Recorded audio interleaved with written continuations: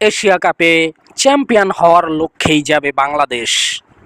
প্রিয় দর্শক, আসসালামু আলাইকুম। এশিয়া কাপের আগে মাঠের অনুশীলনে ব্যস্ত সময় পার করছে ক্রিকেটাররা।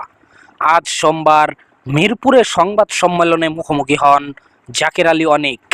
সেখানে জানান, এবারের আসরে চ্যাম্পিয়ন হওয়ার লক্ষ্যেই যাচ্ছে বাংলাদেশ দল। জাকের বলেছিলেন, আমরা এশিয়া কাপে চ্যাম্পিয়ন হওয়ার জন্য যাচ্ছি।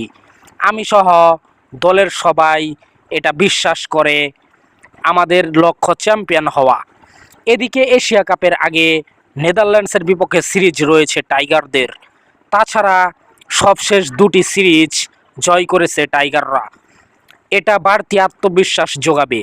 বাংলাদেশ ক্রিকেট বোর্ডের বিসিবি পরিচালক আকরাম খান কিছুদিন আগে বলেছিলেন, এশিয়া কাপে বাংলাদেশ চ্যাম্পিয়ন হতে পারে এবং এই বিষয়ে তিনি শতভাগ বিশ্বাসী।